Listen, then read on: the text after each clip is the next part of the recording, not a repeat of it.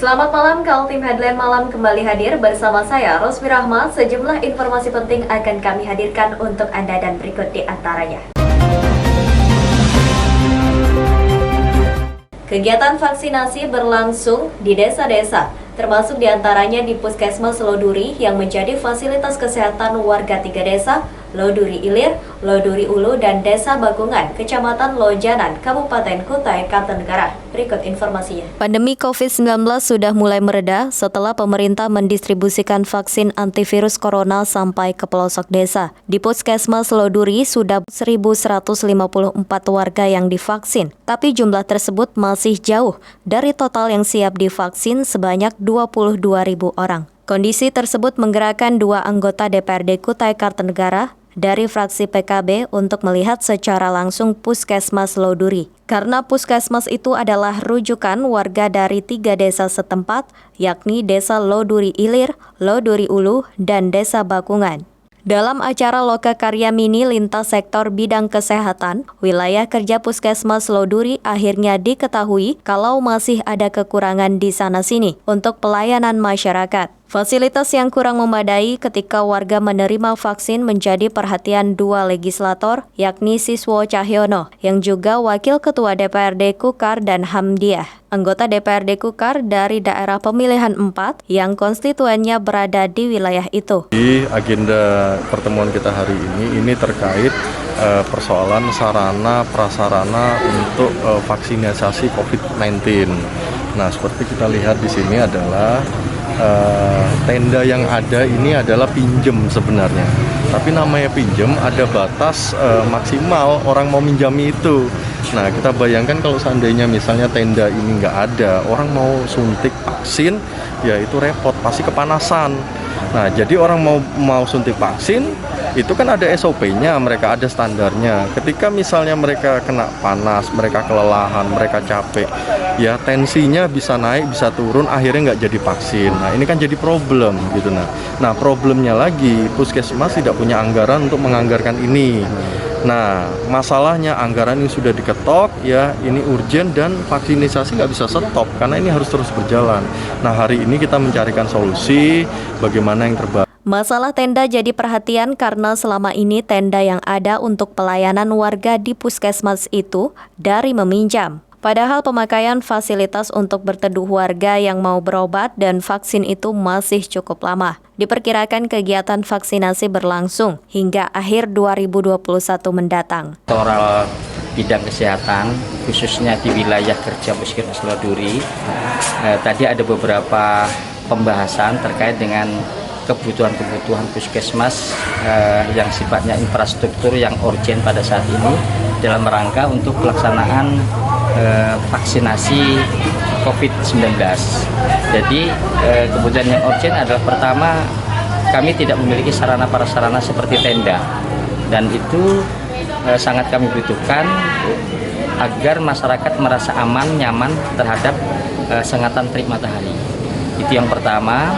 Yang kedua yang kami keluhkan adalah akses jalan dari jalan utama menuju ke Puskesmas ini masih berbentuk tanah. Pihak perusahaan PT Anugrah Bara Kaltim yang hadir dalam kegiatan di Puskesmas itu tidak keberatan dilibatkan dalam hal pengadaan tenda tersebut. Namun permintaan dari Puskesmas perlu disampaikan dalam bentuk surat proposal agar menjadi bahan manajemen perusahaan mengambil keputusan. Selama beberapa tahun ini kita memang sudah berkontribusi untuk Puskesmas ini. Jadi untuk berkaitan dengan kasus ini makanya kami minta mungkin ada semacam pengajuan, semacam proposal lah. Jadi nanti kita bisa mengajukan ke pimpinan manajemen kemungkinan apa yang bisa kita kontribusikan berkaitan dengan kegiatan penanganan COVID-19 ini. Tadi ada beberapa yang dimintakan seperti penyediaan tenda sama nanti pengerasan jalan berupa paving. Nah, itu nanti biar masuk dulu ke perusahaan dan mungkin setelah ada pembahasan dengan pihak manajemen, nanti kemungkinan apa yang bisa kita bantukan untuk kegiatan COVID-19 ini. Tim Kaltim TV, Hardin melaporkan.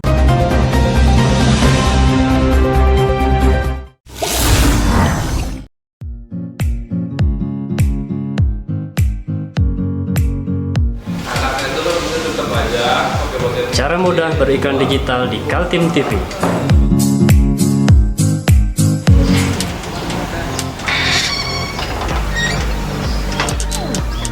Yang pertama, jadilah sahabat Kaltim TV.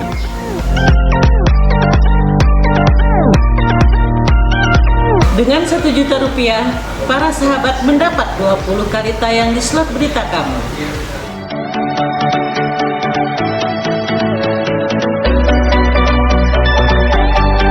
Dengan 20 detik dapat menjangkau 20.000 penonton.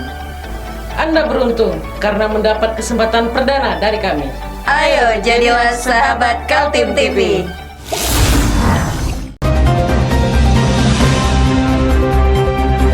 Belum ada tindakan nyata aparat berwenang kepolisian dan pemerintah terhadap penambangan batu bara secara ilegal di Kalimantan Timur.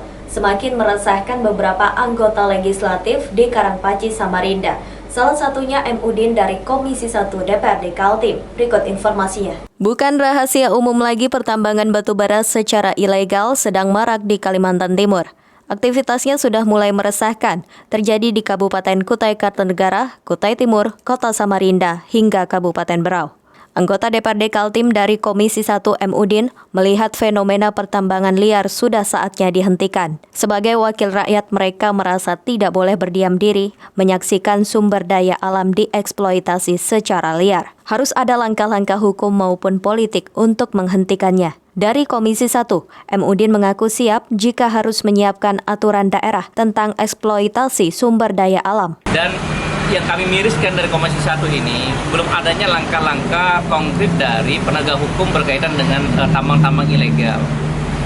Jadi saya memastikan bahwa saat ini banyaknya tambang ilegal itu adalah, kalau kita mau lihat, di Jalan Poros Samarinda Bontang saja, itu banyak sekali Pak, untuk tambang-tambang ilegal. Ataupun tambang-tambang ilegal yang menggunakan jalur-jalur jalan negara. Ini yang perlu kita tidak lanjut, karena menurut saya dengan adanya kegiatan tambang ilegal ini, pertama yang paling kita dirusak adalah berkaitan dengan lingkungan. Nah, menurut saya jangankan tambang ilegal, tambang legal pun belum tentu itu melaksanakan kegiatan reklamasi setelah penambangan yang sebenarnya, apalagi berkaitan dengan tambang ilegal yang ketika setelah nambang ditinggal. Penambangan ilegal yang marak di Kaltim dikenal dengan istilah penambangan koridor. Konon, asal katanya adalah koridor, yaitu lokasi penambangan di luar areal resmi perusahaan tambang, namun berdekatan. Namun ada juga yang mengatakan penambangan koridor berasal dari kata koordinasi, di mana penggalian batu bara hingga pengangkutan dan penjualan dilakukan dengan prinsip koordinasi dengan berbagai pihak aparat maupun instansi yang terlibat. Apapun itu namanya, faktanya penambangan koridor membuat aktivitas penambangan ilegal sangat marak. Bahkan terlihat di sepanjang Jalan Samarinda Bontang, Tenggarong Seberang hingga Sebulu Modern, dan juga di Samboja, Kutai Kartanegara. Tetapi saya berharapnya Komisi 3 kita bisa sinkron, Komisi 3 dan Komisi 1 DPR Provinsi bekerja sama dengan pemerintah Provinsi Kalimantan Timur, didampingi dengan Dinas Lingkungan Hidup Provinsi Kalimantan Timur dan SDM. Saya berharap kita membentuk suatu tim ataupun pansus dan sebagainya untuk kita menindak tegas berkaitan dengan tambang-tambang ilegal yang menjamur. Memang saat ini tidak bisa kita pungkiri, kita berjalan ke daerah Tenggarong saja itu tambang ilegalnya banyak sekali. Kita jalan ke arah Samarinda Bontang itu tambang ilegalnya banyak sekali.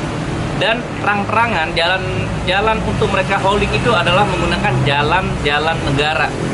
Ini yang kami soroti adalah berkaitan dengan dampak jalan tersebut. Yang kedua dengan resiko bahwa ya jangan sampai ada kegiatan hauling di tempatnya kita terjadi laka lantas dan sebagainya. Ini yang sama-sama perlu kita. Diperkirakan setiap hari mengalir puluhan ponton batu bara hasil penggalian secara liar dari Kaltim. Tim Kaltim TV, Hardin melaporkan.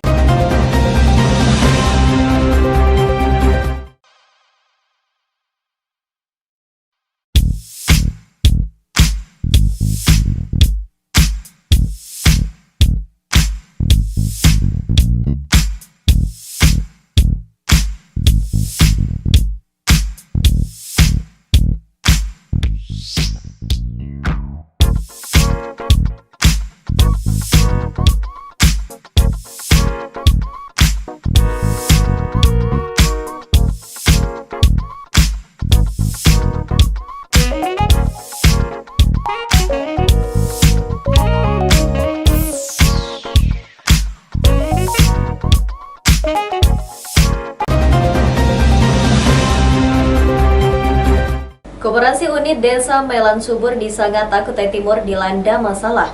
Puluhan anggotanya mengadu ke DPRD Kaltim karena merasa dirugikan setelah sertifikat tanah mereka tergadaikan secara kolektif di bank. Pertemuan di DPRD Kaltim, para anggota KUD Melan Subur didampingi pengacara Julius. Mereka diterima Ketua Komisi 1 DPRD Kaltim Jahidin. Didampingi juga perwakilan dari Dinas Koperasi Kutai Timur. Versi pejabat Dinas Koperasi, masalah itu muncul lantaran adanya dualisme kepengurusan koperasi. Pihak Dinas Koperasi juga sudah berupaya mengundang dua belah pihak untuk menyelesaikan masalah internal tersebut, namun belum ada penyelesaian. Dualisme kepemimpinan terjadi lantaran pengurus lama sejak koperasi berdiri tahun 2007 tidak pernah menggelar RAT atau rapat anggota tahunan.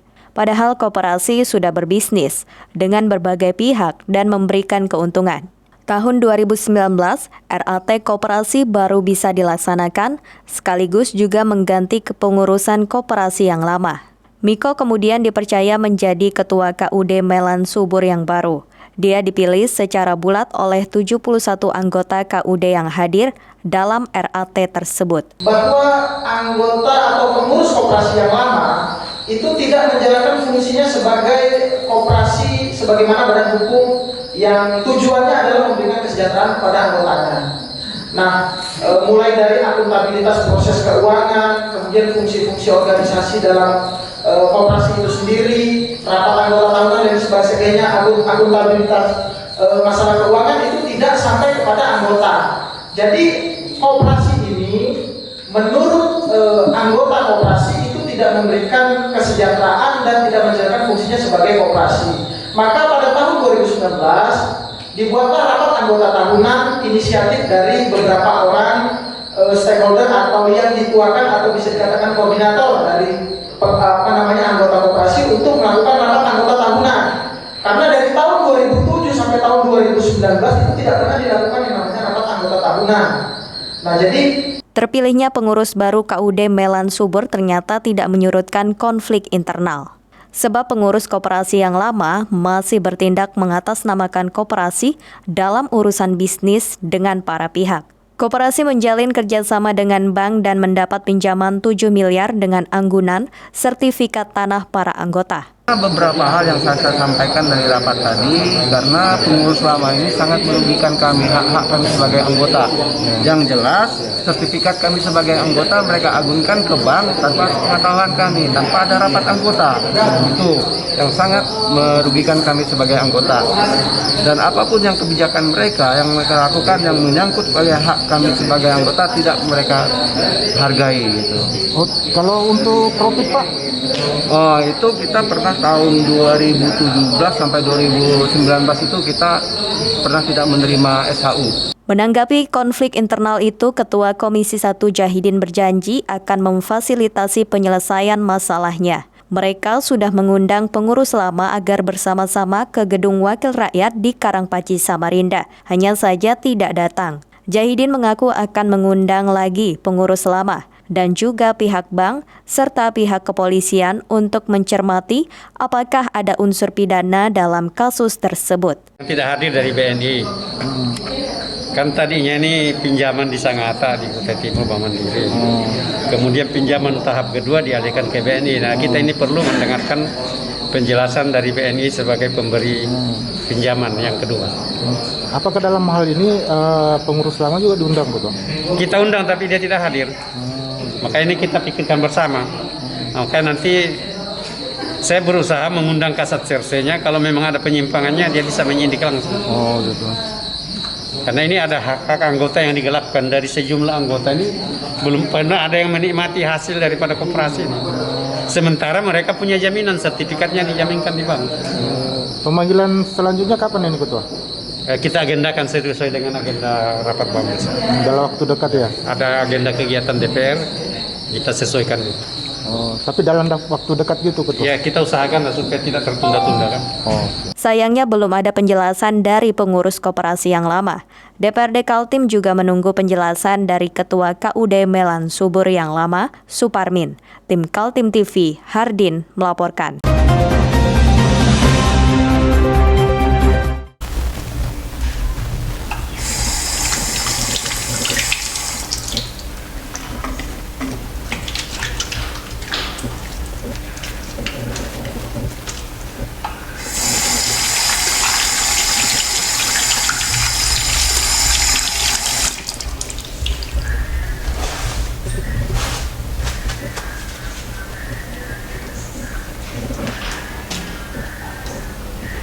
Meskipun di rumah saja, kita tetap selalu menjaga kesehatan, cuci tangan, menggunakan hand sanitizer. Ingat, mulailah dari diri sendiri.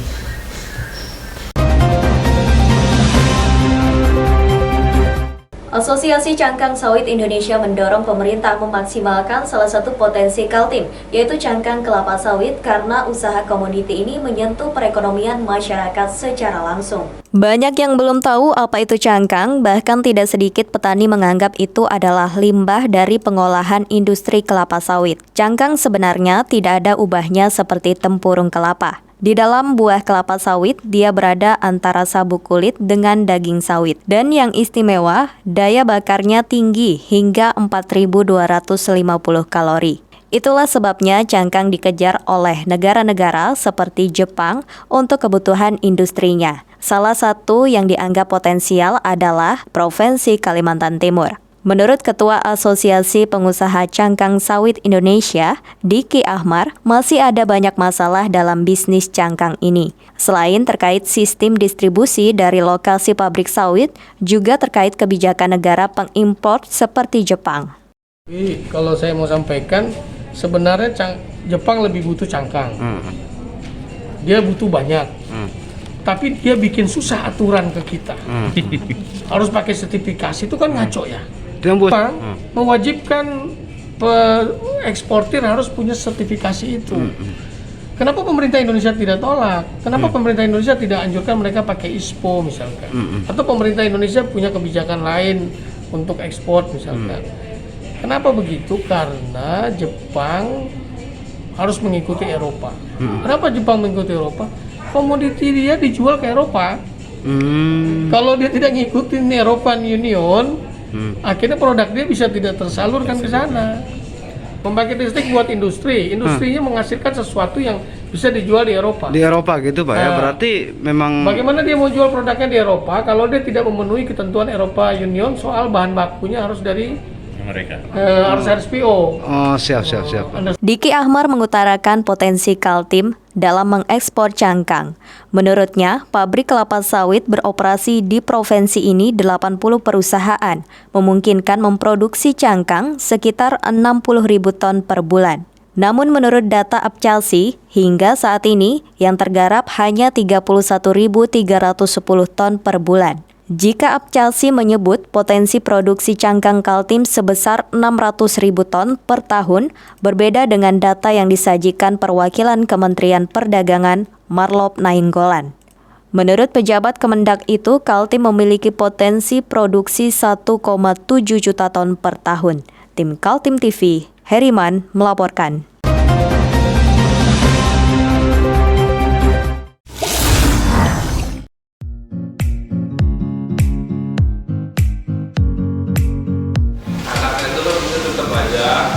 Cara mudah beriklan digital di Kaltim TV.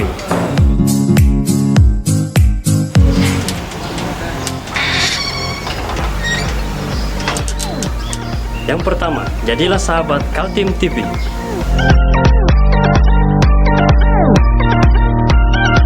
Dengan Rp1 juta, para sahabat mendapat 20 kali tayang di slot berita kamu.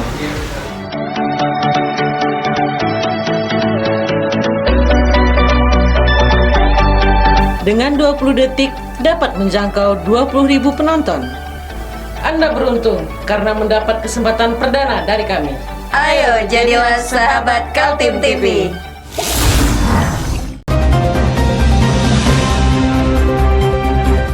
Kita beralih ke informasi selanjutnya. DPRD Kaltim menurunkan 55 anggotanya ke daerah pemilihan masing-masing. Kali ini bukan dalam hal reses atau menampung aspirasi rakyat, tapi melakukan sosialisasi peraturan daerah atau sosper. Di daerah pemilihan 6 meliputi Bontang, Kutai Timur, dan Kabupaten Berau, anggota legislatif yang turun diantaranya Sutomo Jabir, Siti Rizky Amelia, dan M. Udin. Ketiganya kebagian mensosialisasikan perda tentang pajak daerah. Anggota DPRD Sutomo Jabir melaksanakan sosper di ruang aula program teknik pertanian, Stiper Kutim. Sementara anggota DPRD Siti Rizky Amelia mensosialisasikan peraturan daerah nomor 1 tahun 2019 tentang pajak daerah di Grand Pratama Hotel Berau. Satu legislator lagi, M. Udin mengakui antusiasme konstituennya saat dia melakukan sosper pajak daerah di kantor Kecamatan Sangatta Utara, Kutim. Terima kasih. Pertama, responnya masyarakat alhamdulillah baik, dan mereka mengaku senang ketika ada perda-perda yang baru yang disosialisasikan sampai ke masyarakat. Jadi ini bukan hanya sebenarnya tanggung jawab DPR Provinsi, tapi kita berharap melalui DPR Provinsi, Kabupaten Kota, dan pemerintah daerah mensosialisasikan kegiatan-kegiatan atau perda-perda yang sudah diturunkan dari provinsi kepada masyarakat. Nah, ini juga sebenarnya banyak pertanyaan dari masyarakat. Pak, kami disuruh membayar pajak, kami aktif membayar pajak, tapi apa yang dampak yang paling positif yang kami terima dari pembayaran pajak tersebut? Nah, ini pemahaman yang harus kita sampaikan kepada masyarakat, bahwa setiap tahunnya harusnya kita menyampaikan bahwa dari membayar pajak inilah kegiatan-kegiatan yang pernah dilakukan oleh pemerintah kabupaten kota. Itu mungkin sedikit Ada ragam persepsi masyarakat Kutai Timur mengenai kewajiban membayar pajak, mulai soal apa manfaatnya dari uang pajak hingga bagaimana dengan pajak kendaraan yang nomor plat polisi dari luar daerah. Menurut M. Udin, namun umumnya warga terpanggil untuk mematuhi aturan pajak. Atau masyarakat sendiri Bang yang lalai dalam artinya itu? Ya, pertama memang masyarakat sudah tahu, sebagian masyarakat tahu, dan memang tidak terlalu besar masyarakat tahu berkaitan dengan pajak, apalagi berkaitan dengan pajak kendaraan yang di luar daripada Kalimantan Timur. Nah, ini juga yang jadi jadi PR kami dan pemerintah kabupaten kota maupun DPR-nya. Pertama memang untuk membayar pajak, untuk pajak di dalam Kaltim itu wajib membayar pajaknya di Kalimantan Timur. Tapi kan di Kaltim ini terlalu banyak dan banyaknya masuk kendaraan di luar daripada plat Kaltim. Nah, ini yang menjadi pemahaman mereka, yang membuat mereka itu malas membayar pajak dan sebagainya, itu berkaitan dengan itu. Dan mereka juga berharap pembayaran pajak di luar pajak kendaraan yang dikeluarkan oleh Kaltim, mereka ingin difasilitasi untuk membayar pajak di Kalimantan Timur. Tim Kaltim TV, Hardin melaporkan.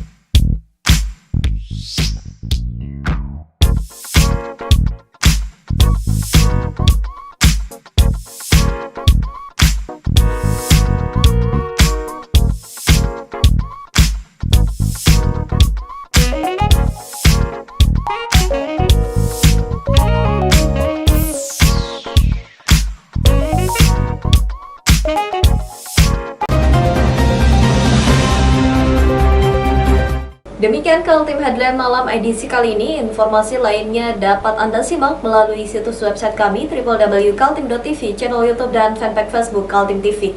Jangan lupa untuk selalu patuhi protokol kesehatan. Saya Rosmi Rahmal bersama kerabat kerja yang bertugas pamit undur diri. Selamat malam dan sampai jumpa.